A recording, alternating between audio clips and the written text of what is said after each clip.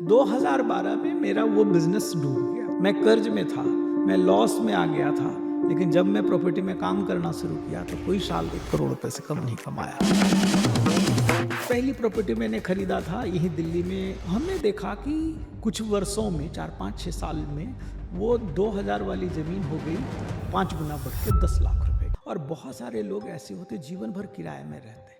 बहुत सारे लोग आज हमारी कम्युनिटी में हैं कि गुड़गांव में 15 साल से थे, एक प्रॉपर्टी नहीं ले पा रहे थे।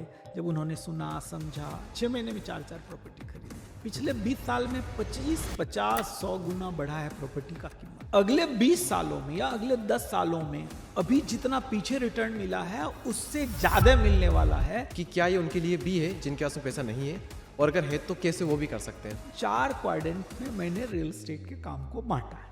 ठीक है, पहला काम है पैसा नहीं है तो आप बेचिए। बेचने में कोई पैसा नहीं लगता है। जो होगा ही नहीं हमारे पास, बेचेंगे कैसे। दोस्तों प्रणाम, स्वागत है आप सभी का डीप कास्ट के इस एपिसोड में। और आज के इस एपिसोड में हम बात करेंगे रियल एस्टेट के बारे में। अगर आप 0 रुपए से शुरुआत कर रहे हो, अगर आपके पास में कुछ भी नहीं है, तो भी अगर आप इस बिजनेस को करना चाहते हो, तो हमारे साथ आज हैं आचार्य अमरेश जी, जो कि आपको पूरा गाइड करेंगे स्टेप बाय स्टेप कि कैसे रियल एस्टेट की फील्ड में आप उतर सकते हो। किसी भी स्टेज में आप हो, किसी भी एज में आप हो, 1 साल में भी आप बहुत कुछ अच्छा कर सकते हो अगर एक फ्रेमवर्क पर, एक सिस्टम पर आप काम करते हो तो। So without wasting any time, let's get into the podcast. Amresh ji, आपका बहुत बहुत स्वागत है हमारे पॉडकास्ट डीप कास्ट में।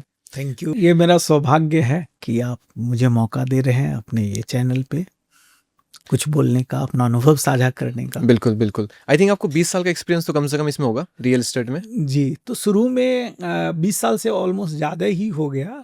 2001-2 में मैं प्रॉपर्टी खरीदना शुरू कर दिया। मेरे जन्म से 1 साल पहले जब मैं पैदा भी नहीं हुआ था। जी। और जिस तरह से आपने करोड़ों में कमाया है, उस तरह से आपका ही पॉडकास्ट देख करके, हमारा पॉडकास्ट देख करके कुछ लोग भविष्य में करोड़ों कमाए, और यहाँ पर कमेंट करे आकर के 10 साल बाद की ये पॉडकास्ट हमने देखा और हमने करोड़ों कमाए इसकी मदद से। यही मैं परमात्मा से प्रार्थना भी किया हूँ। बहुत सारे लोग आज हमारी कम्युनिटी में हैं कि गुड़गांव में 15 साल से थे, एक प्रॉपर्टी नहीं ले पा रहे थे। जब उन्होंने सुना समझा 6 महीने में 4-4 प्रॉपर्टी खरीदे। अच्छा, आपको सुनकर हाँ, तो 10 साल नहीं लगेगा। 10 महीना बहुत है। अच्छा, 10 महीने लोग प्रॉपर्टी खरीद सकते हैं, 1 महीने में प्रॉपर्टी खरीद सकते हैं। क्या बात और है। पैसा 1 साल में चेंज हो सकता उनका गेम। मैं कर्ज में था, मैं लॉस में आ गया था, लेकिन जब मैं प्रॉपर्टी में काम करना शुरू किया तो कोई साल 1 करोड़ रुपए से कम नहीं कमाया। तो ये तो गोल्डन एरा है। अब हम यहाँ से स्टार्ट करते हैं इसको जी, कि रियल एस्टेट का एक्चुअल में मतलब क्या, इसकी डेफिनेशन क्या एक तरह से। आज लोग स्टॉक में पैसा लगाते, वो नहीं दिख रहा है। नहीं दिखता। आज क्रिप्टो में पैसा लगा रहे, वो नहीं दिख रहा है, लेकिन प्रॉपर्टी दिख रहा है। तो रियल एस्टेट्स, जो इसका पॉजिटिव मीनिंग निकालिएगा, जो रियल हो और ऐसा एसेट्स हो। एस्टेट का मतलब ऐसा एसेट्स हो जो बढ़ रहा हो, जो हमारा फ्यूचर को सिक्योर करे, और मेरा ही नहीं, मेरे बच्चों और बच्चों के बच्चों। इसलिए रियल एस्टेट को कहते हैं लिगेसी क्रिएट करना, वाओ, जनरेशन वेल्थ क्रिएट करना। तो यहाँ पर हम एक सीनियर देते हैं लोगों को, जिसके लिए लोग आए हुए हैं और जानने के लिए बहुत उत्सुक भी है जी। कि 2 तरह के लोग होते हैं। हाँ। एक वो जिनके पास में पैसा नहीं है, फिर भी इसमें वो इंटरेस्ट ले रहे हैं और इससे कुछ करना चाहते हैं। तो पहला क्वेश्चन तो ये होगा कि जिनके पास पैसा नहीं है, क्या उनके लिए भी ये बिजनेस है? मतलब ऐसा तो नहीं कि जिनके पास पैसा हो लाखों करोड़ों उनके लिए ही है, क्या उनके लिए भी ये है? और दूसरा सिनेरियो ये है कि जिनके पास में 3-4 लाख रुपए हैं, 10-15 लाख रुपए जितने भी हैं, वो करना चाहते हैं, तो वहां से वो कैसे बेस्ट तरीके से कर सकते हैं। तो सबसे पहला क्वेश्चन हम यहाँ स्टार्ट करते हैं इसको कि क्या ये उनके लिए भी है जिनके पास में पैसा नहीं है, और अगर है तो कैसे वो भी कर सकते हैं। 4 क्वाड्रेंट में मैंने रियल एस्टेट के काम को बांटा है। ठीक है, पहला काम है जो आपके पास, जो आप पूछ रहे हैं, पैसा नहीं है तो आप बेचिए। बेचने में कोई पैसा नहीं लगता है। ओके, ठीक है, मेरे पास पैसा नहीं है तो मैंने क्या किया, उस समय में बेचना शुरू किया और बेच के करोड़ों रुपए कमा लिए। जो होगा ही नहीं हमारे पास, बेचेंगे कैसे। हाँ, आपको नहीं होना चाहिए। बेचने के लिए आपका प्रोडक्ट नहीं होना चाहिए। मुझे मोबाइल बेचना कोई जरूरी है मैं ही इसको मैन्युफैक्चर करूं? नहीं। तो ये किसी और का भी हो सकता है। एज ए ब्रोकर आप काम कर सकते हैं। एज ए ब्रोकर काम कर सकते हैं। अब कई लोग इसको सोचते हैं ये तो दलाली का काम है, ठीक है, ये तो कुछ उल्टा सीधा करने का काम है। नहीं, ऐसा नहीं है। आप नहीं भी बेच रहे हैं तो लाखों लोग, मैं कहता हूं एक चीज कि एक भीड़ हमने दिल्ली में देखा है ठेके पे। हाँ। शराब की दुकान में जाइएगा तो लाइन लगा रहता है। दूसरा भीड़ आप अपने शहर के रजिस्ट्रार ऑफिस में चली जाइए जहाँ रजिस्ट्री होता है। हाँ। और उस दिन जाके देखिए कि कितने लोग जमीन खरीद रहे हैं, प्रॉपर्टी खरीद रहे हैं, मकान खरीद रहे हैं। ठीक है, तो यानी बहुत लोग खरीद रहा है और बहुत लोग बेच रहा है। पैसा कौन बना रहा है? या तो जो खरीद रहा है उसको कल बढ़ेगा, हाँ। या जो बेच रहा है वो पैसा बना वो रहा बना रहा है। है। ठीक है, तो आपके पास पैसा नहीं है, 1 रुपए लगेगा नहीं। आप क्या करिए, कुछ प्रॉपर्टी ढूंढिए, सर्च करिए आपके शहर में, आपके आसपास में जो बिकने वाला हो। कैसे करेंगे वो आगे मैं बता दूंगा। हाँ। और आप थोड़ा सा बेचने के स्किल सीख लीजिए। ओके। ठीक है, हाँ। और कुछ कस्टमर ढूंढ लीजिए। तो बहुत लोग खरीदार हैं और बहुत लोग बेचने वाले हैं। हाँ। आपका काम क्या है? मिला देना। ओके। और जो लोग समझते हैं ये कुछ गड़बड़ है, दलाली है, नहीं है। ओके। नहीं है, इसलिए कि मैं कहता हूं जब आप सेल कर रहे हैं तो सेल्स का मतलब हेल्प होता है। एक व्यक्ति कोई रहने के लिए घर खोज रहा है, उसको यदि आप सही प्रॉपर्टी दिलाएंगे, मान लीजिए अभी हम लोग नोएडा में हैं, आपको नोएडा में एक प्रॉपर्टी लेना हो, हाँ। एक ऐसा ही विला लेना हो या एक फ्लैट लेना हो, मैं आपको दिला दूं, सस्ते में दिला दूं, अच्छा प्रॉपर्टी दिला दूं, कल आप मुझे थैंक्स कहेंगे कि नहीं कहेंगे? बिल्कुल। तो दलाली कहाँ से? मैंने आपका हेल्प किया, करेक्ट। बदले में बेचने वाले ने मुझे कुछ दिया या आपने कुछ मुझे दिया, ये सर्विस चार्ज है। ठीक है, तो और दूसरा चीज यदि हम करते हैं, मान के चलिए, क्योंकि प्रॉपर्टी में एक फायदा है कि प्रोडक्ट हाई टिकट होता है।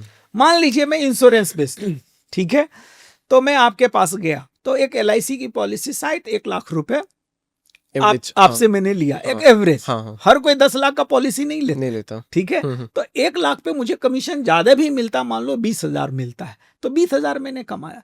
वही व्यक्ति, आप ही जो 1 लाख की पॉलिसी मुझे दिए, आप 1 करोड़ रुपए की फ्लैट ले सकते हैं। सेम कस्टमर जो 1 लाख का पॉलिसी दिया, वो 1 करोड़ का प्रॉपर्टी ले सकता है। ठीक है, और 1 करोड़ रुपए के प्रॉपर्टी पे मुझे कितना पैसा मिलेगा? तो आप 1 से 2 लाख तो आराम से कमाएंगे।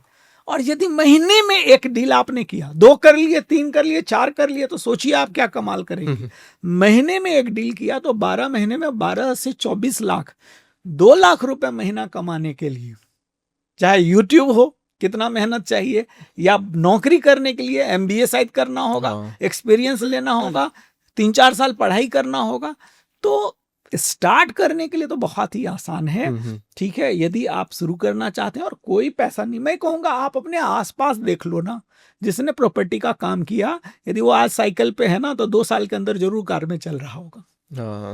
अपने आसपास आप देख। करेक्ट। ठीक है ना, तो ये बहुत बढ़िया अपॉर्चुनिटी है। ये तो आपने पूछा जिसको पैसा है, जिसको पैसा नहीं है, जिसको पैसा है उसके लिए क्या काम है? जिसका कुछ रखा हो। हाँ, उनके लिए 3 काम है। ठीक है, पहला काम है कि वो बाय कर सकता है। जैसे कि मेरे पास नौकरी है, मैं कहीं 1 लाख रुपए सैलरी कर रहा हूँ, 2 लाख रुपए सैलरी कमा रहा हूँ, 50,000 सैलरी कमा रहा हूँ, उसको मैं बचत करूंगा, कोई प्रॉपर्टी बाय करूंगा। ठीक है, ठीक है।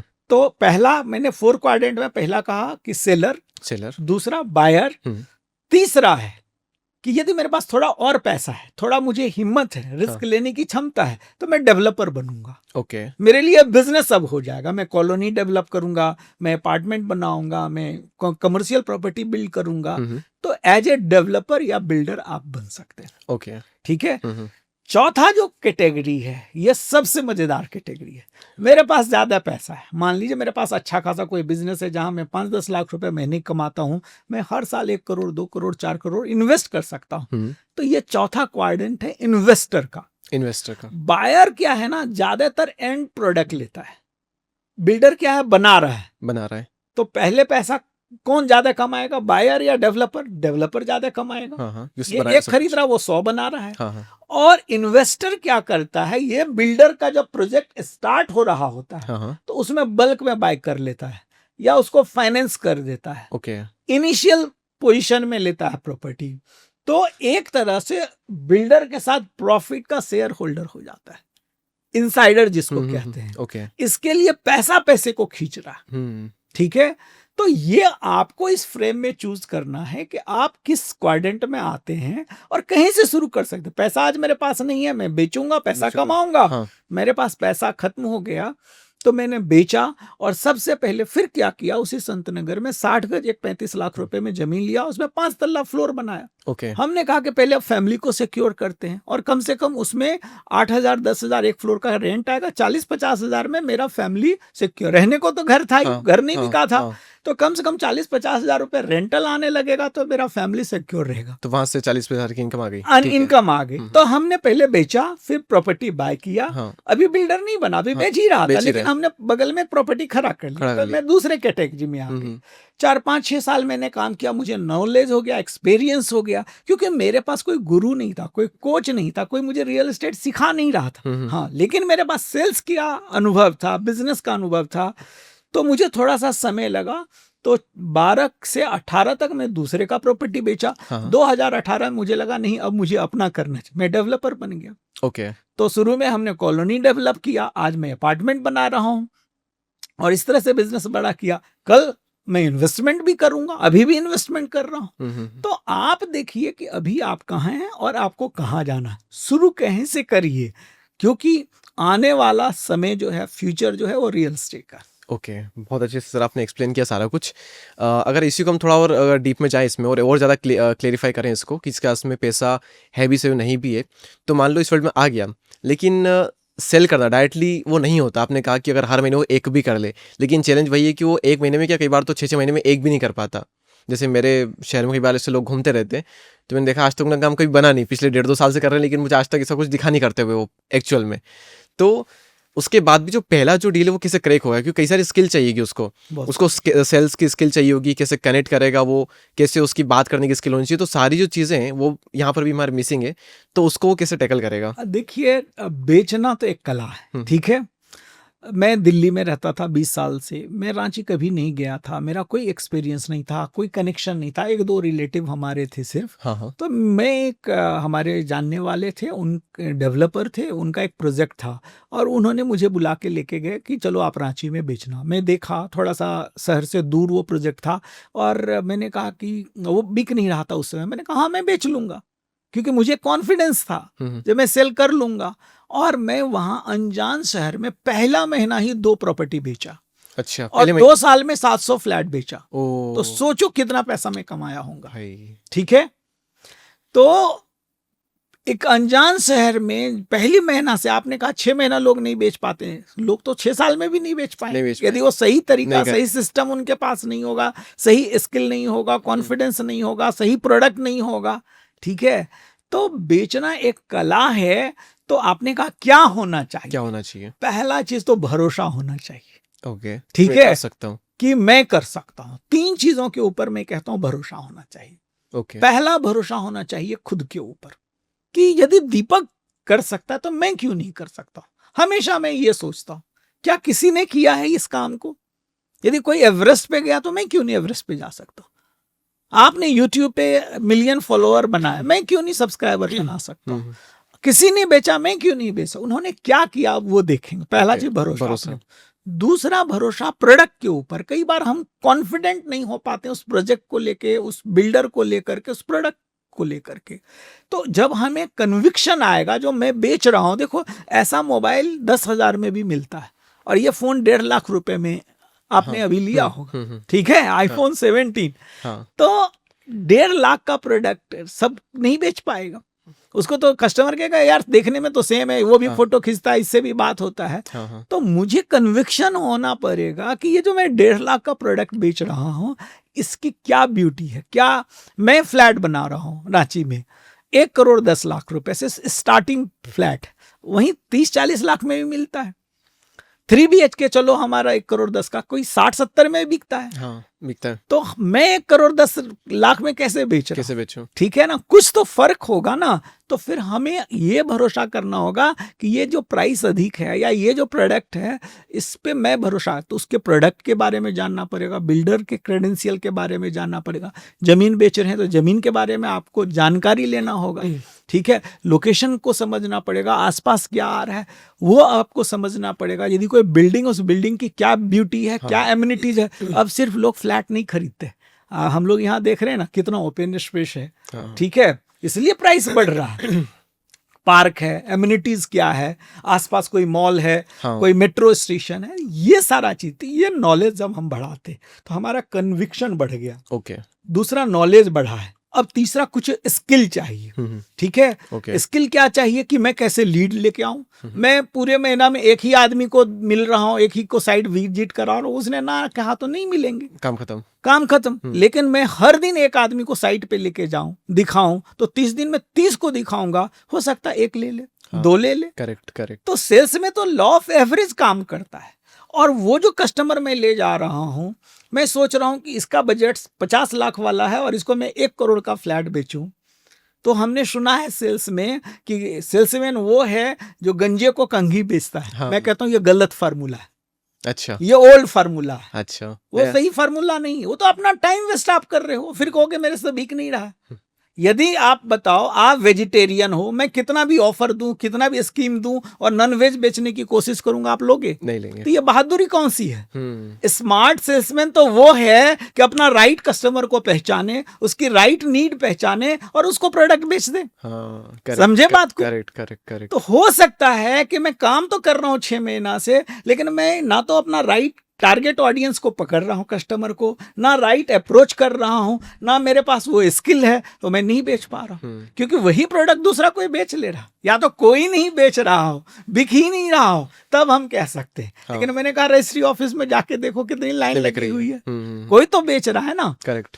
तो हमें कुछ स्किल ऐसा चाहिए कि मैं कैसे लीड जनरेट करूंगा। आज डिजिटल मार्केटिंग का एरा है, जमाना है, हम उसी पुराने स्टाइल में काम कर रहे हैं। खाली दोस्तों को, रिश्तेदारों को बोल रहे हैं, अरे भाई यूट्यूब पे वीडियो बनाना सीख लो, फेसबुक पे ऐड फेसबुक पे ऐड रन करना शुरू कर दो।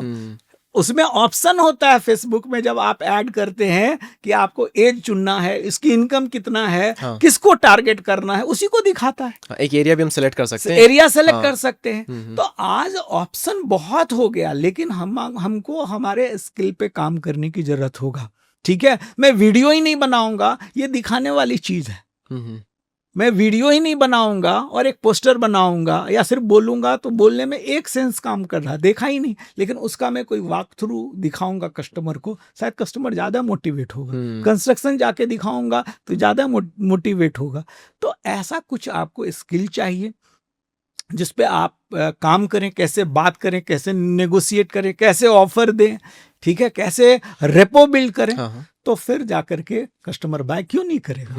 ओके ओके, काफी अच्छी चीज बताई आपने, खासकर जो ऐड वाली है ना, जी। कि आप ऐड रन करो और अपने एरिया को आप सेलेक्ट करो और सही से ऐड रन करो, तो लोग आपके पास में कहीं ना कहीं लीड्स आएगी, और सही कस्टमर को टारगेट करो, सही कस्टमर को टारगेट करो, फिर वहां से लीड आएगी। फिर आपके ऊपर है कि आपकी स्किल कितनी है, आपका एक्सपीरियंस कितना, भरोसा आपका कितना, जो आपने बताई 3-4 चीजें, उसके ऊपर डिपेंड करेगी कि आप कितना महीने में कर पाते हो। जी। तो बहुत अच्छे से आपने बताया कि यहाँ पर भैया जिसका पैसा हो वो भी कर सकता है, जिसके पास पैसा नहीं है वो भी कर सकता है। तो ये बात कि हमने कर सकता है, लेकिन क्या करना चाहिए, इसका फ्यूचर कितना आप देख रहे हैं आने वाले? जैसे कि आप देखोगे पिछले कोविड के बाद में जो रिटर्न मिला है वो शायद पिछले 10-15 साल में नहीं मिला था, शायद, अगर मैं सही हूं तो, जो कोविड बाद मिला है। लेकिन क्या इतना ही रिटर्न आने वाले फिर से 5 से 10 सालों में मिल सकता है, जो कि बहुत टफ है, ऐसा मुझे लगता है। कहीं गुना ज्यादा अगले 10-20 सालों में, 5 साल में नहीं बोलना चाहूंगा। प्रॉपर्टी में थोड़ा सा लॉन्ग होराइजन देखना चाहिए। ओके। ठीक है ना, यदि आप अच्छा रिटर्न चाहते हैं तो अगले 20 साल में, पिछले 20 साल में 25-50-100 गुना बढ़ा है प्रॉपर्टी का कीमत, 100 गुना बढ़ा है। कितने सालों में? पिछले 20 वर्षों में, सालों ठीक है ना। ओके। अगले 20 सालों में या अगले 10 सालों में अभी जितना पीछे रिटर्न मिला है उससे ज्यादा मिलने वाला है। अच्छा। आप बोलेंगे कैसे आप ये बता रहे हैं? हमारी देश की इकोनॉमी बढ़ रही है या घट रही है? बढ़ रही है। बढ़ रही है। इसका मतलब हमारे देश में लोगों के पास पैसा आ रहा है। सिग्नल आप देखो, पहले मारुति 800 बिकता था, आज कोई मारुति 800 लेता है क्या? सबके पास, आप अपने आसपास देखो, जितने लोग मोटरसाइकिल में तब कार में आ गए, जो मारुति में थे वो शायद होंडा सिटी और बड़ी गाड़ी में आ गए, एसयूवी में आ गए। इसका मतलब लोगों के पास पैसा बढ़ रहा है।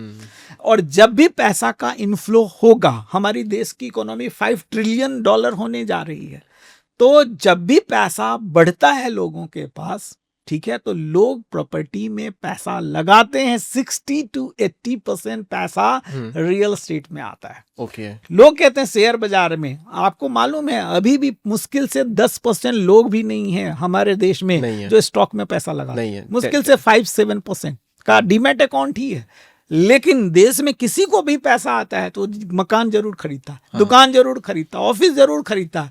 एक छोटा घर है वो फिर बड़ा घर लेता है, एक जमीन है वो दूसरा प्लॉट लेता है कि नहीं लेता? बिल्कुल बिल्कुल। उसमें वो सीखने नहीं जाता कि हमें कौन सिखाएगा कि स्टॉक खरीदे या नहीं, कैसे कब खरीदे कब बेचे। इतना ज्ञान, इतना समझ हर किसी को है। उसके पिताजी ने भी बता दिया बेटा ले लेना पड़ोस की जगह, और नहीं कहीं समझ में आ रहा उसके पड़ोस में बिकेगा तो वो खरीदेगा, भले ही वो गलती है, उसको मैं मना करता हूं। लोग अपने बाजू वाला प्रॉपर्टी जब बिकता है ना तो किसी भी कीमत पे खरीदता, वो नहीं खरीदना चाहिए, लेकिन लोग खरीदता है।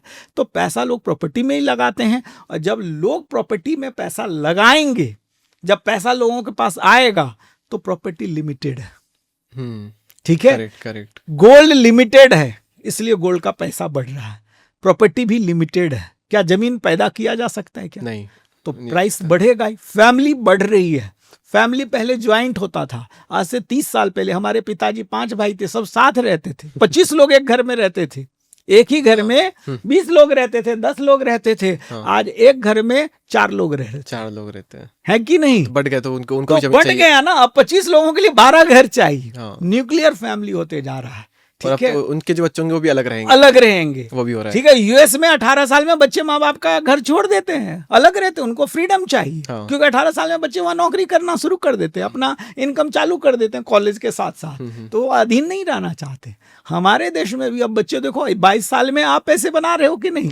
हमारे टाइम में 22 साल में बच्चे तो अभी सोचते थे ग्रेजुएशन भी नहीं क्या करेंगे। तो अपॉर्चुनिटी बढ़ गया है ना, अब डिपेंडेंट नहीं है। तो जैसे ही पॉपुलेशन बढ़ रहा है, फैमिली छोटी हो रही है, प्रोडक्ट की डिमांड बढ़ रही है, प्रॉपर्टी की डिमांड बढ़ रही है, इनकम बढ़ रही है, प्रॉपर्टी की डिमांड बढ़ रही है। ओके, तो डिमांड बढ़ रही है और ये रियल एस्टेट आपको लगता है भी ब्राइट फ्यूचर इसका है? बिल्कुल है। लेकिन फिर भी मान लो कि लिमिटेड भी है, लेकिन आप देखोगे कई सारे देशों में से क्राइसिस भी आए हैं, जैसे स्टॉक मार्केट के क्रैश होते हैं, कई बार गोल्ड का प्राइस भी कई बार गिरता है। तो इसी तरह से इसमें भी तो एक क्रैश वगैरह आ सकता है, इसके क्राइसिस आ सकते हैं। देखिए बीच बीच में क्या होता है कि प्रोडक्शन कई बार ज्यादा हो जाता है, ठीक है, और डिमांड कम हो जाता है। जैसे हम देख रहे हैं बगल में यहीं पे कम से कम 2000 फ्लैट बन रहा है। हो सकता है कि अभी अगले कुछ सालों में, मुझे याद है जब मैं नोएडा, ग्रेटर नोएडा 10 साल पहले आया था ना, सिर्फ बिल्डिंगें बन रही थी, मुझे नहीं लग रहा था लोग बसेंगे कि नहीं बसे। आज इतने लोग बस गए। यदि 1 साल 2 साल इस व्यू से आप ले रहे हैं, कई लोग ऐसा लगाते हैं, मुझे कोई मित्र मिला, बोला कि गुड़गांव में तो 6 महीने में पैसा मैं 1.5 गुना कर लेता हूँ। अच्छा, ठीक है। तो ये भैया आप जब तक कर पा रहे हो तब तक कर पा रहे हो। एक का पैसा है, हम 5 फ्लैट बुक कर देते हैं और 6 महीने में एग्जिट ले लेते हैं। तो ये तो ट्रेडिंग है, ठीक है ना, यही लोग अटकते हैं। आपको पैसा 1 का है और आपने 5 में पैसा लगा दिया, और यदि बैंक से भी लोन लेंगे तो 5 का EMI देने का आपको नहीं है, तो यहां आप फंसेंगे। ठीक है, जब इन्वेस्टर ज्यादा आ जाता है, इन्वेस्टर ज्यादा घुस जाता है, एक्चुअल बायर नहीं रहता है। अभी इन्वेस्टर ने पैसा बढ़ा दिया, ठीक है, बिल्डर का तो प्रॉपर्टी बिका और उसने प्राइस बढ़ाते गया। उसने कहा जो मैं 100 बना रहा हूं, 10 इस रेट में बेचूंगा, 10 इस रेट में, 10 इस रेट में, फ्लाइट के टिकट के तरह। तो प्राइस अप हो गया, लेकिन एक्चुअल बायर अभी बाजार में है ही नहीं। तो ऐसे समय में क्रैश होने का चांस रहता है, या कुछ समय आप देखते होंगे कि प्रॉपर्टी ठहर जाती है, 2 साल 4 साल तक बढ़ ही नहीं रहा। उल्टा अब जो लोग के पास पैसा नहीं, वो हड़बड़ा जाते हैं, तो डंप करना शुरू करते हैं, सस्ते में बेचना शुरू करते हैं। तो फिर मार्केट में ये भी रूमर हो जाता है, जो मैंने तो 7,000 रुपए लिया था स्क्वायर फीट, 70 लाख का, अभी तो 60 लाख में कोई दे रहा है। कौन दे रहा है? वही जिसके पास पैसे नहीं थे और उन्होंने पैसे लगा दिया, तो वो एग्जिट करना चाहते। तो कम समय कई बार ऐसा होता है, पर आप थोड़ा सा, इसलिए मैंने कहा 10 साल 15 साल प्रॉपर्टी में आप रातों रात अमीर बनने की मत सोचो। प्रॉपर्टी आपको लॉन्ग टर्म वेल्थ क्रिएट करके देगा, और एक तरह से पैसा नहीं देगा, ये पैसिव इनकम भी आपको देगा, आपको सेंस ऑफ सिक्योरिटी देगा, टैक्स में सेविंग होगा, और सबसे ज्यादा जो फायदा है ना प्रॉपर्टी में लेने के लिए, लिवरेज मिलता है। यानी 1 करोड़ रुपए का फ्लैट लेने के लिए 1 करोड़ नहीं चाहिए, 10 लाख चाहिए, 20 लाख चाहिए, 30 लाख तक के फ्लैट आप जब लेते हैं तो सिर्फ 10% चाहिए, 3 लाख चाहिए, बाकी 70 लाख रुपए बैंक लोन देता है। EMI पे आप ले सकते हैं, EMI पे ले सकते हैं। और सबसे सस्ता जो EMI होता है, लोन होता है, वो प्रॉपर्टी खरीदने, प्रॉपर्टी पे होम लोन होता है। करेक्ट।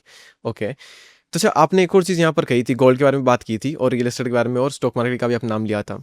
अगर हम देखें, आपने कहा कि प्रॉपर्टी तो लिमिट है, तो अगर उसी का हम जस्ट एक और देखें कि भैया स्टॉक मार्केट में इंडिया में अभी तो 5, 6, 7% ही लोग आए हुए हैं, तो क्या लगता है आपको कि गोल्ड जो कि पिछले एक साल में कितना 50-60% से भी ज़्यादा आई थिंक कुछ बढ़ा है, तो गोल्ड, रियल एस्टेट और स्टॉक मार्केट, इन तीनों में से अगर आप देखोगे तो ओवरऑल जो एवरेज निकल करके आएगा वो आने वाले, चलो हम लेते हैं 10 से 15 साल के बीच में, किसका परसेंटेज सबसे ज़्यादा निकल सकता है? देखिए, मैं ये कहना चाहूंगा कि पहला चीज तो वॉरेन बफेट कहते हैं कि एक ही बास्केट में सारा एग को नहीं डालना नहीं डालना चाहिए।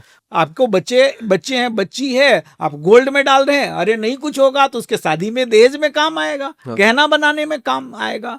तो आपकी नीड क्या है, आपकी एज क्या, उस हिसाब से डिसाइड करना चाहिए। मैं ये नहीं कह रहा हूं कि शेयर बाजार खराब है, शेयर में पैसा नहीं बनता है, लेकिन क्या मैं एक्सपर्ट हूं? यदि मैंने सीख लिया है और मुझे पता चल गया कि ये 5,000 जो शेयर है उसमें से ये जो 5 शेयर है, ठीक है ना, नेक्स्ट टाटा बनेगा, नेक्स्ट रिलायंस बनेगा, नेक्स्ट अदानी बनेगा, तो ठीक है उसमें डालो। लेकिन मैं ये कहना चाहूंगा कि आप अपने पोर्टफोलियो को मैनेज करो। मैनेज करने का मतलब है कि मेरे हिसाब से 50%, 60%, 70%, क्योंकि रियल एस्टेट जो है ऐसा एसेट्स है जो जहां बहुत ज्यादा फ्लक्चुएट नहीं है। किसी भी हाल में आपने सुना है कि हमने 1 करोड़ की प्रॉपर्टी ली, आज 25 लाख का हो गया, 50 लाख का हो गया, एकदम से कुछ नहीं होता इसमें। 5-10 कम भी होगा, चलो 5 लाख 10 लाख 1-2 साल के लिए कम होगा, आधा और आपका पैसा लिक्विड हो जाएगा, ऐसा कभी नहीं होता। ठीक है ना, ठीक है, जब तक कि कोई फ्रॉड नहीं हो गया वो अलग मैटर है, एक्सेप्शनल अलग चीज है, नॉर्मली आपका पैसा जीरो नहीं होता है। तो आप अपना मेजर पैसा जो है ऐसे एसेट्स में डालिए, थोड़े पैसे गोल्ड में भी। आज दिया है ना गोल्ड 40%, क्या हर साल दिया है? पिछले 10 साल से देखो ना। नहीं। तो गोल्ड में भी मैं नहीं कहता हूं गोल्ड, क्योंकि अभी क्राइसिस जो आ रहा है, वार का जो सिचुएशन आ रहा है, अमेरिकन डॉलर कमजोर हो रहा है, जिस वजह से गोल्ड का प्राइस बढ़ रहा है, सारा देश खरीद रहा है। तो अभी का जो सीन है, तो गोल्ड में थोड़ा पैसा डाल दीजिए। थोड़ा यदि आपको समझ आ रहा है real estate, sorry stock market, stock में डालिए। और एक चीज आपने छोड़ दिया है, क्रिप्टो। मैं तो कहूंगा क्रिप्टो में भी डालना चाहिए, वो बुरा नहीं, ऐसा नहीं कि मैं लोगों को रियल एस्टेट सिखाता हूं। बिटकॉइन जो है नेक्स्ट एसेट क्लास हो रहा है, मैं सिखा रहा हूं अपने मेन चैनल पे, सिखा रहे हैं ना। मैं भी कह रहा हूं कि सारा क्रिप्टो ठीक नहीं है, 100% डालना सही नहीं, सारा ठीक नहीं, लेकिन जो बिटकॉइन है वो फ्यूचर है, फ्यूचर का गोल्ड है। तो थोड़ा पैसा आप 1% डालो ना। 1 लाख आपके पास, 1,000 रुपए बिटकॉइन में डालने में क्या हो रहा है? 1 लाख है, 10,000 रुपए आप शेयर में भी डालो, समझो, सीखो, बिटकॉइन को भी समझो, सीखो, ट्रेनिंग लो। मुझे भी आंख तब खुला जब मैंने रिसर्च किया, नहीं तो मुझे भी हवा यही लगता था। रियल एस्टेट में भी मैं सीखा समझा, तब तो पैसा बना रहा हूं। तो मैं ये कहना चाहूंगा कि 50%, 60% आप रियल एस्टेट में डालिए, थोड़ा थोड़ा बाकी जो पैसा है 20-30% आप बाकी एसेट्स क्लास में डाल सकते हैं। ओके, मतलब डाइवर्सिफाई करके रखना ही चाहिए, करना चाहिए। मतलब पूरा रियल एस्टेट में मत डालो, पूरा स्टॉक में मत डालो, और पूरा गोल्ड में भी मत डालो। कब कहाँ किस चीज की आपको जरूरत पड़ जाए कुछ कह नहीं सकते। बिल्कुल, थोड़ा एफडी में भी आपका उम्र 65 साल है तो आपको एफडी में रखना चाहिए। क्यों आप टेंशन ले रहे हो? बच्चे सेटल हो गए और आपको आपका पैसा डूबना नहीं चाहिए, तो आप थोड़ा पैसा एफडी में रखो, सारा पैसा। लेकिन कोई नौजवान एफडी में रख रहा है तो महा गलती कर रहा है। ठीक है, अब यहाँ पर रियल एस्टेट में फिर से आते हैं। अगर उसमें हम बात करें तो 2 ऑप्शन अगर किसी को मिलते हैं कि एक ऑप्शन तो ये है कि भैया 50 लाख रुपए एक जगह पे इन्वेस्ट करना है, और वहीं पर एक ऑप्शन उसको ये मिलता है कि भैया 10-10 लाख के 5 जगह अलग अलग इन्वेस्टमेंट हम कर दें। तो एक जगह डाइवर्सिफाई हो रहा है हमारा रियल एस्टेट के अंदर ही, और एक जगह बल्क में बड़ा पैसा हो रहा है। तो यहाँ पर कहाँ ज़्यादा सही रहेगा करना? क्या है ना कि रियल एस्टेट में 50 लाख बहुत बड़ा अमाउंट नहीं होता है। हाँ, 5 करोड़ है तो आप 5 जगह सोच सकते हैं। हाँ, चलो वही है कि 5 हिस्से करें या फिर एक जगह करें, सब मान लेते हैं। मैं इसको ऐसे समझाता हूँ, यदि आपको कम पैसा है, जैसे आपने कहा 10-15 लाख, 20 लाख, 50 लाख से नीचे, तो मुझे लगता है प्रॉपर्टी में लगाना चाहिए, नहीं जमीन में पैसा लगाना चाहिए। 50 से 1 करोड़ रुपए है तो तब आप फ्लैट में आइए, और 1 करोड़ से ऊपर है तो आपको फिर शॉप में आना चाहिए, कमर्शियल प्रॉपर्टी लेना चाहिए। अब एक दूसरा चीज है कि यदि आपको रहने के लिए लेना है तो हो सकता है आपको फ्लैट अभी जरूरत पड़े, और वो भी मैं कहता हूं कि लोग गलती, मुझे किसी ने नहीं बताया शुरुआत में, हमें पता नहीं था, तो हमने पैसा कमाया, और उस समय नई नई शादी हुई थी, ज्यादा उम्र थी नहीं, मुझे इतना बड़ा घर का जरूरत नहीं था, लेकिन मैंने 3 BHK का एक बड़ा 150 गज का दिल्ली में फ्लैट ले लिया था। तो मुझे उस समय 1 BHK या 2 BHK का छोटा फ्लैट का जरूरत था, तो हमने ज्यादा पैसा रहने में खर्च किया। तो ये गलती मैंने किया। तो मैं लोगों को ये भी कहना चाहूंगा जो यूथ सुन रहे हैं कि शुरू में अपने रहने के ऊपर, अपने गाड़ी के ऊपर, फैंसी चीजों, मोबाइल के ऊपर इतना पैसा मत डालो भाई। पहले अमीर बन जाओ। अमीरी का मतलब दिखाना नहीं, रियल वेल्थ क्रिएट करो। रियल वेल्थ, ओके, बहुत बढ़िया। और अगर खरीदने हम जा रहे हैं तो फिर क्या क्या चीजें देखनी चाहिए, क्या क्या हम चीजें कंसिडर करें उसमें? ये बहुत सुंदर प्रश्न है, क्योंकि बहुत सारे लोगों का ये तकलीफ रहता है कि मैंने लिया था, वो जमीन फंस गया, वो फ्लैट लिया था, वो बिल्डर ने बना करके नहीं दिया। तो दोनों के लिए मैं बात कर रहा हूं। जब जमीन ले रहे हैं, सबसे पहला जो लोग गलती करते हैं कि प्रॉपर्टी, ज्यादातर जो धोखा खाते हैं ना, वो भरोसे पे लेते हैं। मेरा भाई दिला रहा था, मेरा कोई दोस्त दिला रहा था, मेरा कोई रिश्तेदार दिला रहा था, ना मैं जमीन देखने गया, ना मैंने पेपर चेक किया, ना मैंने कुछ किया। तो मैं ये कहना चाहूंगा कि सबसे पहले ड्यू डिलिजेंस करना चाहिए, यानी जांच पड़ताल करना चाहिए। ठीक है, ठीक है, मेरा भाई है, मेरा मित्र है, दीपक ने कहा तो मैं लूंगा, कंसीडर करूंगा, उन्हीं के थ्रू लूंगा, लेकिन मैं थोड़ा चेक तो करूंगा। अब चेक कैसे करेंगे? बहुत सारे लोगों को लगता है हमें तो पता ही नहीं, हम हर चीज में तो मैं एक्सपर्ट नहीं हूं। तो उसके लिए एक्सपर्ट का सलाह लेना चाहिए। मैं बीमार पड़ूंगा, अपने से दवाई लूंगा, हो सकता है नुकसान हो जाए, लेकिन एक डॉक्टर को 1000 रुपए फीस दूंगा, 2000 दूंगा, तो वो शायद सही दवाई मुझे दे। ठीक है ना? मैं 50 लाख की एक प्रॉपर्टी ले रहा हूं, 1 करोड़ की एक प्रॉपर्टी ले रहा हूं, या 25, ये हो सकता है मेरा पूरा जमा पूंजी हो, 5 साल का कमाया, 10 साल का कमाया हुआ हो, और वो मैं लगा रहा हूं। तो मुझे क्या, एक वकील को, एक एक्सपर्ट को 5-10 हजार रुपए यदि ले भी ले तो क्या दिक्कत है? तो क्या दिक्कत है? ये लोग बचाना चाहते हैं, जिस वजह से फंसते हैं। तो आप जब एक किसी एक्सपर्ट के पास जाएंगे, वो आपको एक लिस्ट पकड़ा देगा। क्या कहेगा? भाई इसका टाइटल निकाल के लाओ, ठीक है, इसके रसीद निकाल के लाओ, इसका अप्रूवल निकाल के लाओ। वही आपको देगा, फिर आप मांगेंगे बिल्डर से या बेचने वाले से, और फिर वो चेक करेगा। ठीक है, तो पहला चीज तो पेपर आपको दिखवाना चाहिए। दूसरा चीज है कि आपको पोजीशन पे जाना चाहिए। यदि लैंड ले रहे हैं या कोई भी बिल्डिंग ले रहे हैं, जाके देखिए कि उसका कब्जा, कई बार तो जमीन उसके कब्जे में नहीं रहता है, बेच रहा है, हाँ, और बेच देता है। ठीक है, जमीन है, कई बार उसके नाम का जमीन है, लेकिन उसमें पोजीशन किसी और ने कर रखा, कब्जा किसी और ने कर रखा। जब आप जमीन पे जाएंगे तो आपको थोड़ा सा पता चल जाए। करेक्ट, ठीक है ना? तो ये पोजीशन चेक करना चाहिए। और तीसरा चीज, ये ऑनरशिप भी चेक करना चाहिए। बेचने वाला के पास क्या राइट है बेचने का? उसके पिताजी का था, तो हो सकता है वो 4 भाई हो, और ये बेच रहा हो दूसरे भाई का भी हिस्सा। ठीक है, तो वो बंटवारा का कुछ है कि नहीं, हिसाब किताब है कि नहीं। तो ये 2-3 चीज अगल बगल से ड्यू डिलिजेंस करना चाहिए। जहां वो प्रॉपर्टी है, आस पड़ोस के लोग क्या कह रहे हैं। यदि कोई फ्लैट ले रहे हैं, उस बिल्डर के बारे में पता करिए, उसने पहले कुछ बनाया है कि नहीं, कि बनाया है तो दिया ही नहीं है, उसके बारे में लोग क्या कह रहे हैं, उसके पुराने कस्टमर से बात करिए। आजकल तो सोशल प्रूफ सबसे बढ़िया है। नाम डालिए कंपनी का, बिल्डर का, उसके बारे में सारा कुंडली निकल जाता है। लोग रिव्यू देना शुरू कर देते हैं, लोग यूट्यूब पे वीडियो बना के डालना शुरू कर देते हैं, सोशल मीडिया पे डालना। थोड़ा सा बुद्धि लगाएंगे तो आप फंसने से बच जाएंगे, सही प्रॉपर्टी ले पाएंगे, तो आपका निवेश सुरक्षित रहेगा। ओके। और अगर हम उससे मिल रहे हैं तो ये सारी चीज़ तो हम चलो देख ही रहे हैं, उसके साथ साथ जब हम उससे बात करें तो नेगोशिएशन एक स्किल है जो आपके कहीं ना कहीं हर एक डील में आपकी 2-4 लाख तो कहीं ना कहीं बचा सकती है, अगर आपकी अच्छी है तो अगर आप मान लो आप ही अगर ये चीज़ कर रहे हो तो आप कैसे नेगोशिएट करोगे? मान लो मैं आपको 80-90 लाख की कोई प्रॉपर्टी वगैरह दिखा रहा हूँ, या कोई फ्लैट हो सकता है, कोई लैंड हो सकती है, मैं दिखा रहा हूँ आपको, और मैंने आपको बोला कि भैया 90 लाख की ये है। अब आप मुझसे कैसे नेगोशिएट करोगे इसके लिए? बहुत सुंदर सवाल है।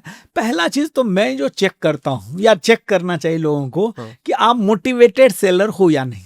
ठीक है, मोटिवेटेड सेलर का मतलब है कि आपका बेचने का तापमान कितना है। अब मैं मिलने गया और आपको मैंने पूछा, अच्छा आपने कहा ये 90 लाख है, हमने कहा कि हाँ इसमें कुछ है गुंजाइश, नहीं 1 रुपए नहीं हम कम करें, तो यानी कि वो बंदा मोटिवेटेड सेलर नहीं, वो फिक्स प्राइस पे बैठा हुआ है। ओके, हाँ, ठीक है, सोने का भाव नहीं है प्रॉपर्टी में। अब मैं दूसरे प्रॉपर्टी का, उससे पहले मैं कहना चाहूंगा, प्रॉपर्टी लेने से पहले कम से कम 10 प्रॉपर्टी लेना चाहिए। प्रॉपर्टी लेने से पहले कम से कम प्रॉपर्टी देखना चाहिए, 10 प्रॉपर्टी देखना चाहिए। हाँ, ऐसा नहीं, मुझे कैसे पता चलेगा कौन मोटिवेटेड सेलर है, सही प्राइस है या नहीं। ठीक है, मैंने पहला जो प्रोजेक्ट स्टार्ट किया था ना, जमीन बेचने का, उससे पहले 300 प्रॉपर्टी 3 साल में देखे थे। 300 प्रॉपर्टी 300 प्रॉपर्टी। तो मेरी समझ क्या लेवल पे होगा आप समझो। देख देख के तो आप 10 देखो ना, आप ही एक्सपर्ट हो जाओ। हाँ। ठीक है, आपका ज्ञान बढ़ जाए। तो आप देखो वो मोटिवेटेड सेलर है कि नहीं। कैसे देखोगे कि मतलब मैं फिक्स नहीं हूँ, मैं कहीं कहीं थोड़ी गुंजाइश दे रहा हूँ कि मुझे गुंजाइश दे रहा हूँ। बेचना ही बेचना है। हाँ, वो कहेगा कि अच्छा भैया लगा देंगे, आप बताओ तो कि आपका क्या बजट, आपका कितना हो क्या सकता बजट है। अच्छा 90 में तो 70 वाली एक और प्रॉपर्टी हमारे पास। हाँ, ऐसे अगर वो निगोशिएट आपको बातचीत से लग जाएगा ये बंदा अभी बेचना चाह रहा है। ठीक है, ठीक है। या वो बात करेगा पेमेंट आप कैसे दोगे, कितने दिन में दोगे, एक बार में दोगे कि ये आप बैंक से लोन लोगे। तो इसमें आपको चेक करना वो मोटिवेटेड सेलर है कि नहीं। यदि एक बार में आपके पास पैसा है तो आप ऑफर कर दीजिए कि चलो मैं आपको 1 हफ्ते में पैसे दे दूंगा या 1 दिन में पैसे दूंगा, फाइनल प्राइस बताओ। तो नॉर्मली 5% तो यही टूट जाएगा, 10% यही टूट जाएगा बंदा। क्योंकि उसको दिख रहा होगा ना, देखो प्रॉपर्टी बेचता है लोग अपनी नीड पे। बिल्डर भी यदि बेच रहा है तो उसको भी बनाना, उसको पैसा चाहिए। और यदि कोई आम आदमी बेच रहा है ना, ऐसे नहीं बेचता है।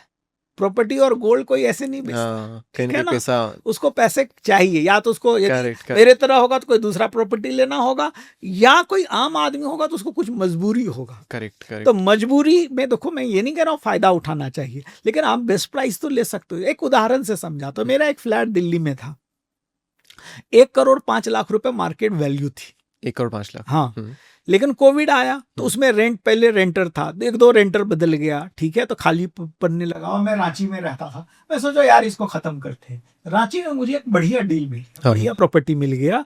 मैंने 10-12 करोड़ की वो प्रॉपर्टी लिया। तो मैं सोचा कहाँ से पैसा ला सकता हूँ। तो मुझे याद आया यार ये रेंट में मजा नहीं, यार इसको बेचो। तो मैं वहाँ के 3-4 डीलर से बात किया। मैंने कहा कि चलो क्या प्राइस भैया, अभी तो मार्केट मंदा है, कोविड है, ये है वो है। हमने कहा चलो जल्दी मुझे जरूरत है, कितने में बिकवा दोगे। बोला कि 85 लाख रुपए में। मैंने 86 लाख रुपए में वो 1 करोड़ 5 लाख की सौदा दे दिया। 30 लाख के घाटे में। 30 लाख के घाटे में। क्यों कि मैं जो डील कर रहा था वहां 3 करोड़ रुपए में कमाने वाला था। तो आपने छोटा लॉस देख लिया बड़े प्रॉफिट के चक्कर में। तो मैं क्या हुआ कि मार्केट प्राइस से बिलो मार्केट प्राइस में वो प्रॉपर्टी बेच दिया। आपको एज ए बायर ऐसे प्रॉपर्टी ढूंढना है। कैसे? जैसे मैं दिल्ली से रांची शिफ्ट हो गया, तो जब कोई शहर बदल लेता है, किसी को विदेश जाना है, बच्चों के पास जाना है, किसी को कोई भी ऐसा सिचुएशन है जब प्रॉपर्टी हटाना है, किसी प्रॉपर्टी में बैंक का लोन चल रहा है, ठीक है, तो ऐसे सिचुएशन, कोई प्रोजेक्ट अभी स्टार्ट कर रहा है बिल्डर, किसी ने अभी जमीन करना शुरू किया, प्लॉटिंग करना शुरू किया, उसको हो सकता है लैंड ओनर को पैसा देना हो, तो आपको चेक करना मोटिवेटेड सेलर। जैसे ही आप चेक करेंगे और अपफ्रंट आप पैसा देने की बात करेंगे, चाहे डाउन पेमेंट ही, बाकी आप लोन से लो, 10 लाख 20 लाख। पहले तो हम कैश लेके बैठते थे, अब तो कैश का जमाना नहीं रहा, तो हम चेक लेके बैठते हैं, अभी साइन कर दो, बताओ। हाँ, तो सामने वाले के साइकोलॉजिकल इफेक्ट पड़ता है, अच्छा ये डील करने के लिए तैयार है। जैसे मेरे पास कोई कस्टमर आता है, तो जब कस्टमर आता है तो मैं बात करता हूँ कि मैं चेक करता हूँ वो अभी लेने के मूड में कि बस देखने के मूड में। तो फाइनल प्राइस में कभी भी ना मैं देता हूँ, ना अपने टीम को कहता हूँ। मैं पूछता हूँ अच्छा आपको पसंद है? हाँ पसंद है। लेना है? हाँ। डिसीजन आप लोगे? हाँ मैं लूंगा। ये सब सवाल मैं पूछता हूँ। अभी पैसा करोगे? पूछा सर क्या फाइनल प्राइस हो? मैं फाइनल प्राइस दूंगा, अभी कितना पैसा दोगे? तो वो कहता कि नहीं अभी नहीं, अभी तो मुझे मम्मी से पूछूंगा, भाई से पूछूंगा, 1 हफ्ता लगेगा, मैं उस दिन दूंगा फाइनल प्राइस। यदि आज वो बंदा कहेगा और मैं पूछूंगा कितना पैसा आप दे सकते हो, यदि वो ज्यादा कहेगा तो हो सकता है मैं प्राइस जो रखा हूं उसे भी कम कर दूं। तो यही चीज खरीदते समय आप जब हैंडल करेंगे, जब मैं अभी लेने के लिए बैठा हूं, इस मूड से बैठेंगे, अभी इतना पैसा दे सकता हूं, तो आप बेहतर डील लेंगे। इससे बढ़िया कुछ निगोशिएशन हो सकता है। तो पहले और नहीं भी दे तो आप अपना प्राइस दे के आ जाओ, वो बंदा बुला के लाएगा। अच्छा ठीक है, देख लो। लेकिन अब इतना मत बोलो कि वो 100 रुपए मांग रहा है तो आप 50 रुपए बोल के गए। इसलिए मैंने कहा आपको मार्केट का भी थोड़ा सा आइडिया होना चाहिए, इस एरिया में क्या रेट चल रहा है। यदि सारे लोग 70-75 बेच रहे हैं तो आप 65 में ले सकते हो ना, ऐसा थोड़ी कोई 50 में आपको दे। तो आप देखो कि वो मोटिवेटेड है, उसकी कितनी जरूरत है, उसके बिहाफ पे आप थोड़ा सा मजबूरी का कहीं ना कहीं उसका भी बहुत ज्यादा नुकसान न हो और हमारा भी थोड़ा फायदा हो जाए, बिल्कुल उसके बीच में आप कहीं जा करके अपना फायदा थोड़ा वहां पर निकाल ले सकते, और थोड़ा सा आपको मार्केट का नॉलेज होना चाहिए। बिल्कुल 10 से 20% आप डिस्काउंट कर सकते हैं। ठीक है। अच्छा आपने यहाँ पर कहा था जैसे कि स्टॉक मार्केट में आप देखोगे लॉन्ग होल्डिंग जो करते हैं वो ऑब्वियसली ज्यादा कमाते हैं हमेशा, और ज़मीन में भी ऐसा है कि जो जितना लॉन्ग टर्म होल्डिंग करेगा, वो चाहे गोल्ड हो, स्टॉक हो या ज़मीन हो, उतना ज़्यादा वो कमाएगा। लेकिन क्या शॉर्ट टर्म ट्रेडिंग, जैसे ट्रेडिंग करके कुछ लोग कमाते तो हैं, भले कम कमाते लेकिन कुछ लोग कमाते हैं, तो क्या इसमें भी शॉर्ट टर्म ट्रेडिंग की जा सकती है ज़मीन में, कि हमने लिया और जल्दी बेच दिया तो उसमें ज़्यादा फायदा दिखेगा, या फिर थोड़ा लॉन्ग टर्म होल्डिंग करके ज़्यादा फायदा दिखेगा? बिल्कुल, जो लोग इसमें काम करना चाहते हैं, देखिए अलग अलग मैंने बताया ना कैटेगरी है। मैं कहीं और इन्वॉल्व हूँ, ज़्यादा मुझे किचकिच नहीं चाहिए, हर साल मैं 50 लाख कमा रहा हूँ, 25 लाख एक साल में, 2 साल में एक प्रॉपर्टी बाय कर सकता हूँ, तो मैं कहूँगा कि लेके होल्ड करना चाहिए। जो अपना एक अलग काम कर रहा है, जैसे मान लो मैं अपना काम कर रहा हूँ, कर रहे हैं तो आप क्यों मैं, खरीद बिक्री में, ये आप बिजनेस मत मैंने बनाओ, ओके ओके, ठीक है। लेकिन मेरे पास चलो उसमें उतना इनकम नहीं है, मैं इसी को एक इनकम शुरू, मैं बिल्डर बनने से पहले का एक रास्ता बता रहा हूँ। एक तो हुआ एजेंट हो गए, ठीक है, ब्रोकर हो गए, दूसरा एक है उसमें आप फ्लिपिंग कर, इसको फ्लिपिंग कहते हैं। फ्लिपिंग, हाँ, मान लो मैंने ढूंढा मोटिवेटेड सेलर इस कॉलोनी में, 1 करोड़ की भाव है और मैंने 80 लाख में खरीद लिया, 75 लाख में खरीद लिया, 90 लाख में खरीद लिया, ठीक है। तो 80 लाख में जब मैंने खरीदा तो मैं पूरा 80 लाख नहीं दूंगा, 10 लाख रुपए दूंगा एडवांस में। और निगोशिएशन टाइम का भी किया मैंने, 2 महीने का 3 महीने का टाइम ले लिया, तो मुझे 2-3 महीने का टाइम, 2 महीना तो मिल जाता, 1 महीना 2 महीना मिल जाता, वो थोड़ा आपको निगोशिएट करना पड़ेगा। मैंने 10 लाख रुपए लिया, 80 लाख रुपए की प्रॉपर्टी लिया, वैल्यू 1 करोड़ रुपए की है, मैंने 80 में डील डन किया, 10 लाख अप फ्रंट पे दिया, 10% 8-10 लाख रुपए मैंने दिया। लेकिन अभी ये 2-3 महीना में आपको एक्सपर्ट होना पड़ेगा बेचने में, ठीक है, और आप कम भाव में लेंगे तभी रियल भाव में बेच पाएंगे, ठीक है। तो मैंने 10 लाख रुपए दिया, अब मैं क्या करूंगा इस प्रॉपर्टी, क्योंकि जब बेचते हैं ना तो वो पुराने कंडीशन में, कोई आप देखें बेचने के समय प्रॉपर्टी को चमका के बेचता हो, नहीं बेचता है। कार वाले के पास जाइए, सेकंड हैंड कार वाले क्या करते हैं, चमका के बेचेगा। रियल ऑनर नहीं चमकाएगा, लेकिन एजेंट क्या करता है, वो ले लेता है एकदम बढ़िया से डेंट पेंट करा के शोरूम में बढ़िया करके, और फिर वो मुनाफा लेके बेचता है। सेम चीज, ये फ्लिपिंग है। तो आपने एक प्रॉपर्टी मैंने आपसे लिया 80, 1 करोड़ भाव का, 80 में आपने लिया ढूंढ के, मैं थोड़ा मेहनत करूंगा, फिर रिसर्च करूंगा, 80 लाख में मैंने लिया, 10 लाख रुपए आपको एडवांस दिया, 2 या 3 महीने का मैंने टाइम ले लिया। अब मैं क्या करूंगा, फटाफट उसमें 5-10 लाख और लगाऊंगा, उस प्रॉपर्टी को रेनोवेट करूंगा, ठीक है, उसका किचन बदल दूंगा।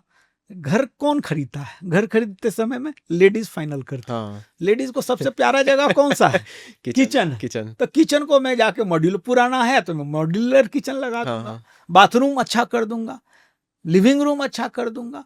5-10 लाख रुपए बहुत होता है, तो मैंने कितना लगाया, 10-20 लाख या 10-5-15 लाख रुपए लगाया, 20 लाख रुपए लगा, और इस बीच में 10-15 दिन में ये काम करवा लिया, या 1 महीने में करवा लिया। अभी मुझे 2 महीना और टाइम बचा, अब मैं इंटरनेट मार्केटिंग या अपना जो भी सेल्स का है वो काम करना शुरू कर दिया। अब मान लीजिए यदि मैं 50 लोगों को कस्टमर दिखाया, घर दिखाया, 25 लोगों को दिखाया, क्या लगता है कि वो कस्टमर कोई एक फाइनल नहीं होगा? जरूर फाइनल होगा। और अब मैं कितने में बेचूंगा? 1 करोड़ रुपए में। 1 करोड़ में तो मैंने 20 लाख या 1 करोड़ 10 लाख में बेचूंगा। ऐसा भी बहुत सारे हमारे कम्युनिटी, बहुत सारे लोग ऐसा करते, यानी 20 लाख लगाया और 3 महीने के अंदर 20 लाख प्रॉफिट लेके निकल गए।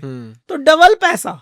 चलो 10 लाख रुपए भी प्रॉफिट हुआ, सिर्फ हमने कितना लगाया, करोड़ों नहीं लगाया, सिर्फ 20 लाख। 20 लाख लगाया। ये मैं 80 लाख की प्रॉपर्टी बता रहा हूँ, यदि 50 लाख का होगा तो 10 लाख में ये काम हो जाएगा। 5-10 लाख रुपए में 10 लाख लगाया और 10 लाख प्रॉफिट लेके मैं निकल गया। फिर दूसरा करेंगे, तो साल में 2-4 करेंगे, छोटा छोटा करते फिर ना बड़ा बनेंगे। ये कैपिटल मेरा बढ़ रहा है। और इंतजाम, इसमें रिस्क ये है जो वार्निंग में दे रहा हूं, बहुत ज्यादा मैं सोच रहा हूं, आप नहीं बेच पाएंगे तो फिर क्या करोगे? क्या होगा? वो पैसे कहां से लाओगे जो आपने खरीदा? तो आपके पास ये इंतजाम होना चाहिए कि end of the time, in case किसी वजह से नहीं बिका तो आप लोन ले लो, आपका सिविल ठीक हो, बैंक लोन देने के लिए तैयार हो जाए और आप प्रॉपर्टी बाय कर लो, या प्राइवेट फाइनेंसर से लोन लो, तो प्रॉपर्टी को आप होल्ड कर सको, या उसको मना लो बेचने वाले को, भाई कुछ पैसे दे दो, अभी 10 दिए और मैं अभी काम करा रहा हूँ, 20-30 लाख दे दो, थोड़ा समय बढ़वा लो 1-2 महीना। ये आपको थोड़ा सा देखो, ये तो बिजनेस हो गया ना, बिजनेस में थोड़ा सा रिस्क तो आपको लेना पड़ता है, हिम्मत थोड़ा दिखाना। मैं सोच रहा था कि अगर भैया उसने ले तो लिए, पैसे है नहीं, तो बंदा क्या करेगा, कंगाली हो जाएगा। लोकेशन देखना पड़ेगा, डिमांड देखना पड़ेगा, इसीलिए तो आपको थोड़ा सा एक्सपर्ट होने की जरूरत है। सबके लिए मैंने कहा ये नहीं है। यदि आप इस बिजनेस में इनटू होना चाहते हैं तब आपके लिए है, तब थोड़ा आपको मेहनत करना पड़ेगा, तब थोड़ा सीखना भी पड़ेगा, थोड़ा रिसर्च भी ज्यादा करना पड़ेगा। लेकिन बहुत लोग ये करते हैं और इससे पैसा बनाते हैं, और इसमें ज्यादा पैसा भी नहीं लगता है। Okay okay. अच्छा, कहाँ अभी आपको लगता है ज्यादा स्कोप, इंडिया के छोटे शहरों में है या थोड़े बड़े शहरों में हाथ मारना चाहिए? देखिए, बड़े शहरों बड़े लोगों के लिए हो गया है, अब गुड़गांव में देखिए 100 करोड़ के फ्लैट बिक रहे हैं, हाँ, मुंबई में 100 करोड़ के फ्लैट बिक रहे हैं। मिडिल क्लास के आदमी के लिए अब नहीं रह गया। बड़े शहर हाँ, तो आपको ग्रोइंग सिटी ढूंढना चाहिए, ठीक है, जैसे जो कि आपका इंदौर है, यस, ठीक है। हर राज्य में ऐसा नहीं है कि जैसे कि आप एनसीआर में देखेंगे, ग्रेटर नोएडा यमुना एक्सप्रेस, अब लोग अब आएगा एयरपोर्ट बना, लेकिन जिस दिन एयरपोर्ट अनाउंस हुआ था तब प्रॉपर्टी क्या भाव थी। ग्रेटर नोएडा में आज से 10 साल पहले क्या भाव था, तब डेवलप हो रहा था। गुड़गांव में आज से 20 साल पहले क्या भाव था। ऐसे एरिया आपको ढूंढने होंगे। अयोध्या अब मंदिर बन गया, मंदिर बनने से पहले हमारे यहाँ, मैं कहता हूँ बिहार में अभी एक शहर है दरभंगा, अभी एम्स बना है, एयरपोर्ट चालू हुआ है, 100 स्मार्ट सिटी देश में बन रहा है, 100। उस शहर को सरकार फंड कर रहा है, उसके डेवलपमेंट पे, इंफ्रास्ट्रक्चर में वो शहर ग्रोथ मिलने वाला है। तो एक तो ऐसा जगह ढूंढिए जहां अभी डेवलप्ड नहीं हो चुका है, क्योंकि डेवलप जब हो चुका होता है ना तो प्राइस हाइक हो गया है। ओके, तो आप पैसा बनाएंगे, रहिए डेवलप्ड एरिया में, रहना हो तो रहिए डेवलप्ड एरिया में, लेकिन पैसा ग्रोइंग में, पैसा जो है डेवलपिंग, अनडेवलप्ड या डेवलपिंग एरिया में जब आप लगाएंगे तो ज्यादा पैसा आप बना पाएंगे। ओके। और अगर जिनका उसमें पैसा है, मान लो वो भी अगर देख रहे हो सकता है कि करोड़ों वाले भी हमारे पॉडकास्ट को देख रहे हो, ऐसा भी हो सकता है, तो उनके लिए इंडिया के बड़े शहर या फिर उनके लिए भी जो बड़े शहर है उसके सब अर्बन में, जैसे मुंबई है तो नवी मुंबई में, दिल्ली है तो गुड़गांव के पेरिफेरल में, नोएडा के पेरिफेरल। अब दिल्ली के बीच में लेने का कोई मतलब नहीं, पैसा भी है तो वो बढ़ेगा नहीं। मान लो 10 करोड़ में आप प्रॉपर्टी ले लिया, एक फ्लैट ले लिया, वो 20 करोड़ होने में पता नहीं कितना दिन लगेगा, ठीक है ना। ओके ओके, तो ये हाँ, नहीं तो मेरा क्वेश्चन तो ये है कि अगर उनके पास पैसा है तो मान लो आपने बताया दिल्ली के आसपास की जगहों पर या मुंबई के आसपास की जगहों पर, वहां पर ज्यादा, या फिर अगर वो चाहे तो दुबई उनको अब जाना चाहिए पैसे लगाने के लिए, वहां ज्यादा उनको बन सकता है। देखिए, मैं पिछले साल दुबई इसलिए गया था, ठीक है। अच्छा, आपने भी माइंड में आया, आपके माइंड में भी है? हाँ, क्योंकि हम रियल एस्टेट में, हमें बहुत लोग पूछते हैं, तो हमने कहा कि हमें देख के आना चाहिए। एक चीज जो उन लोगों का एज है जिस पे वो लोग मार्केट कर रहे हैं, वो लोग कहते हैं कि हमारे यहाँ रेंटल यील्ड ज्यादा है, ठीक है। ये नो डाउट वहाँ ज्यादा है भारत से, ठीक है, लेकिन इन्वेस्टमेंट भी बड़ा है। तो आप कह रहे हैं जिनके पास ज्यादा पैसा है, आपका पर्पस क्या है? यदि आपको सेटल होना है दुबई में, ठीक है, हम बिहार से आए थे दिल्ली, अब दिल्ली से हमको दुबई में सेटल होना तो ले लो। दूसरा, आपको मालूम होना चाहिए बहुत सारे ब्लैक मनी थ्रू हो रहा है दुबई में, ठीक है ना, व्हाइट में नहीं जाता है, वो दूसरे वे से पैसा जाता है, किसी के पास ऐसा पैसा वो लगा रहे हैं। आपने एक प्रॉपर्टी ले लिया और पता चला उसको देखने के लिए ही 1 करोड़ 2 करोड़ या 4 करोड़ रुपए में आप जाना आना, तो अपने इंडिया में भी पैसा बढ़ रहा है, ऐसा नहीं है कि नहीं बढ़ रहा है, ये आपके नजरों के सामने है, वो नजर के सामने नहीं है। तो हर आदमी का कंडीशन अलग है। मेरे पास 100 करोड़ रुपए है, मैं 5 करोड़ दुबई में भी लगा दूंगा तो क्या फर्क पड़ता है, ठीक है। कहने के लिए होगा दुबई में भी मेरे पास एक बंगला है, तो डिपेंड कर रहा है कि आपका सीन में। डेफिनेटली दुबई बुला रहा है पूरी दुनिया के लोगों को, अभी प्राइस बढ़ा है, आने वाले समय में मुझे लगता है दुबई में भी पैसा बढ़ सकता है, ठीक है।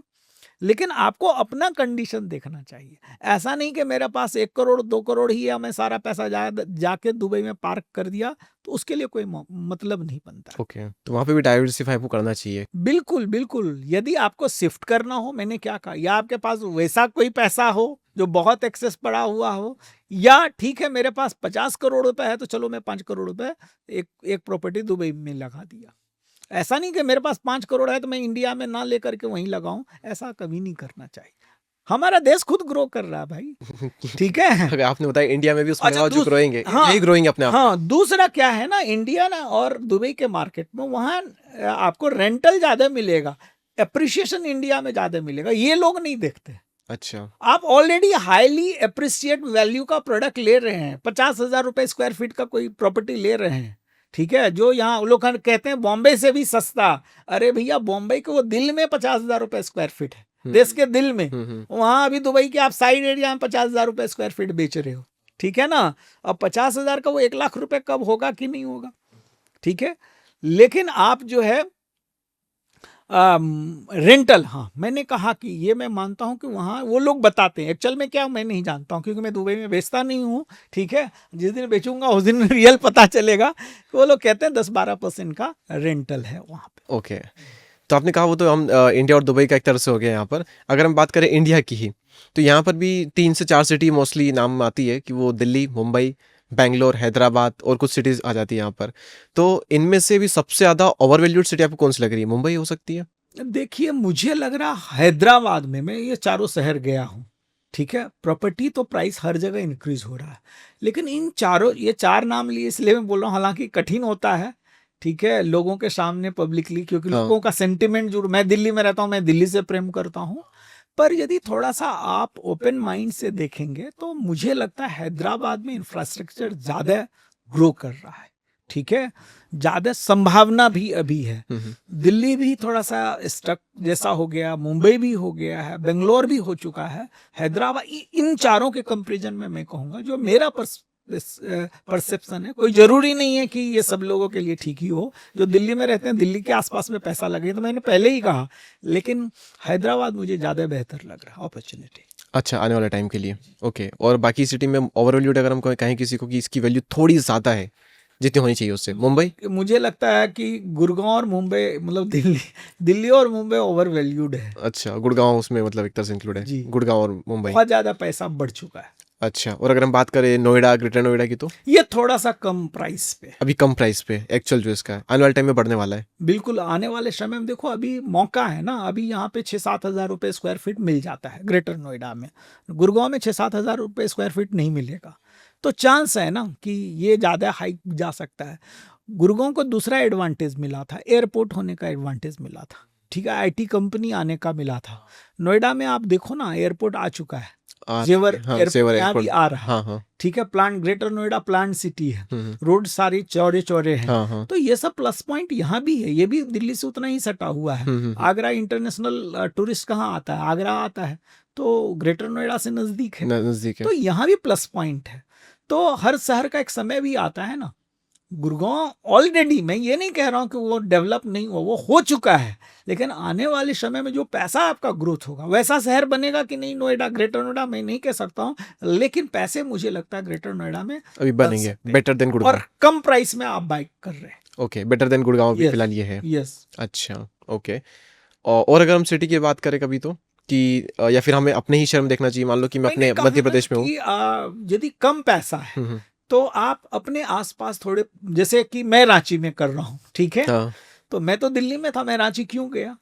कुछ मार्केट ऐसा है ना जो जिस पे लोगों की नजर नहीं पड़ी है, तो रांची में संभावना, ऐसे और भी शहर मैंने कहा, जैसे कि अयोध्या में विकास हो रहा है, जैसे मैंने कहा कि आपका इंदौर है, मैं भोपाल तो नहीं बोला, ठीक है, तो कुछ तो वजह होगा। yes. तो ऐसे हर स्टेट में कुछ 1-2 स्पॉट्स है जहाँ पे आप फाइंड करिए और वहाँ इन्वेस्ट करिए, Okay. और बैरियर मत रखिए। जैसे कि लोग, जो सबसे बड़ा गलती मैं देखता हूँ ना, लोग अपने घर के बाजू वाला जब प्रॉपर्टी बिकता है 5 गुना कीमत में किसी तरह लेता है, ठीक है, हाँ आपको रहना हो उसमें तो ले लो, ऐसे मत लो ना, लो अब देखो कि कहाँ पैसा बढ़े। पैसा भले दूर हो या दूसरे शहर में हो तो फर्क नहीं पड़ता। जी। ओके, तो आपने एक चीज़ बताई, काफ़ी अच्छी बताई। आपने कहा कि ये आप इंडिया लेवल पर हमने बात कर रहे थे वैसे तो यहाँ पर, लेकिन ना सिर्फ ये इंडिया, बल्कि हम जब अपने आसपास शहर में भी ये चीज़ देख रहे हैं तो सेम चीज़ कंसिडर होनी चाहिए कि भैया मैं अपने शहर में देख रहा हूँ, तो जिस लोकेशन में मैं देख रहा हूँ वहाँ पर क्या नई चीज़ आने वाली है, या फिर कौन सी जगह जब नई चीज़ ऑलरेडी आने का प्लान बन चुका है, वहाँ पर मुझे कंसिडर करना चाहिए चीज़। जी, जैसे कोई एक्सप्रेस वे अभी बहुत जगह बन रहा, हाईवे एक्सप्रेस वे जा रहा है, कोई गवर्नमेंट का प्रोजेक्ट आ रहा है, कोई आईटी हब बन रहा है, कोई एम्स आ रहा है, कोई एयरपोर्ट आ रहा है, कोई मेट्रो आ रहा है, ये सब डेवलपिंग एरिया का प्रमाण है। डेवलपिंग का मतलब ये नहीं अभी खेत है, जंगल है और कुछ हो ही नहीं है। रिंग रोड कोई आ रहा है, आउटर रिंग रोड आ रहा है, ठीक है, तो कोई फैक्ट्री लग रही है, कोई गवर्नमेंट का कोई यूनिवर्सिटी आ रहा है, गवर्नमेंट या प्राइवेट भी कोई बड़ा ग्रुप यूनिवर्सिटी खोल रहा है, तो अगले 5-10 साल में आज वो बन रहा है, आज आपको लेना है। लोग सोचते हैं जब अब हो गया, ये सब आ गया तब लेंगे, तब तक तो हाई हो जाता तब तो हो जाएगा। प्राइस, ठीक है। ये सब सिग्नल्स हैं, ये सब साइन है कि आपके आसपास में, आपके शहर में, या जिस शहर में ये सब चीज इंफ्रास्ट्रक्चर का डेवलपमेंट हो रहा है, इसका मतलब उस शहर में आने वाले समय में प्राइस हाइक होगा, ग्रोथ होगा, लोग आएंगे, अपॉर्चुनिटी आएगा। अच्छा, ठीक है, तो एक काम करते हैं, मैं जिस शहर में रहता हूँ आगर मालवा में, वहाँ का एग्जाम्पल लेते हैं। अभी वहाँ पर ट्रेन नहीं है, अभी हाईवे है, नेशनल हाईवे तो है, लेकिन वो 4 लेन नहीं है, लेकिन 4 लेन मंजूर हो चुका है और बनने वाला है। और ये करीबन सिंहस्थ जो आने वाला है 2028 का, आई थिंक उज्जैन सिंहस्थ, तो तब तक उनको कंप्लीट करके देना भी है। तो अभी हमारे यहाँ पर 4 लेन नहीं है और 4 लेन बनने वाला है, और ट्रेन भी हमारे यहाँ पर आएगी, लेकिन अभी नहीं आएगी, लेकिन टाइम लगेगा, लेकिन आना पक्का है। तो ये 2 चीज़ें आने वाली है। तो मैं क्या ये ये राइट कह रहा हूँ, जो लोग गांव में है ना हम्म, आपके, हाँ उनको आगर के वो जो हाईवे जहां डेवलप हो रहा उसके आसपास प्रॉपर्टी लेना चाहिए। उसके आसपास लेकिन जिसको उससे भी ज्यादा है, तो आपसे कितना दूर इंदौर है, 100 किलोमीटर तो इंदौर में लेना चाहिए। हमको, मतलब जिनको और पैसा और है, हाँ हाँ मान लो कोई बड़ा अगर पैसा सिटी जिनके में रह रहे हैं हाँ, और वो इंदौर में खरीद सकते हैं, तो इंदौर में अपॉर्चुनिटी अधिक है ओके आपके शहर से, ओके, क्योंकि वहां पे एयरपोर्ट है, हम्म, वहां पे फ्लाइट है, वहां करेक्ट, ट्रेन है, करेक्ट, करेक्ट, कनेक्टिविटी मेट्रो है, मेट्रो आ बिजनेस रही है, है, मेट्रो आ रही है, वहां कोई रिंग रोड होगा जो अभी कम डेवलप हुआ होगा, उन सब जगह पे आप प्रॉपर्टी बाय करेंगे तो कई गुना बढ़ेगा। ओके, देखो, एक है ना टीयर 1, टीयर 2, टीयर 3, आप जिस शहर का बात कर रहे हैं वो टीयर 4 एक तरह से, हाँ 4 है वो तो, ठीक है ना, करेक्ट करेक्ट, उसको और 10-20 साल लगेगा। हाँ आराम लेकिन से, यदि आप इंदौर करेंगे, इंदौर टीयर 3 मान सकते हैं, टीयर, हाँ 2 भी में आ ये, जाए, लेकिन 2 में और आने वाला। 1 में आ सकता है, ऐसा हाँ, तो 2 प्रेडिक्शन में है। तो इसलिए मैंने कहा कि इंदौर में वो ज्यादा अपॉर्चुनिटी है। लेकिन कोई गांव में है, उनके पास ज्यादा पैसा नहीं, 10-20 लाख रुपए में एक प्रॉपर्टी लेना, जैसे मेरी माँ का ड्रीम था जब मैं शहर में एक जमीन खरीद लूँ, तो पहला मैंने पैसा कमाया, तो मैं रहता था दिल्ली में, लेकिन पहला जमीन कहाँ खरीदा, अपने शहर में, सहरसा में। तो ऐसे लोगों के लिए वो है, जो गांव में रह रहे हैं, उनको शहर में बसना हो, तो उनको कहाँ लेना चाहिए, वो जो हाईवे आ रहा है उसके आसपास 100 metre, 200 metre, 500 metre, less than 1 kilometre में यदि वो इन्वेस्ट करेंगे तो उनको ग्रोथ मिलेगा। वाह, वेरी नाइस सर। तो आचार्य जी, बहुत कुछ सीखने को मिला, मुझे भी पर्सनली बहुत कुछ सीखने को मिला, ऑडियंस को भी बहुत कुछ सीखने को मिला होगा। तो आज के लिए इतना ही, मिलते हैं नेक्स्ट पॉडकास्ट में, तब तक के लिए जय हिंद, जय Bharat, thank you so much, thank you so much Acharya ji.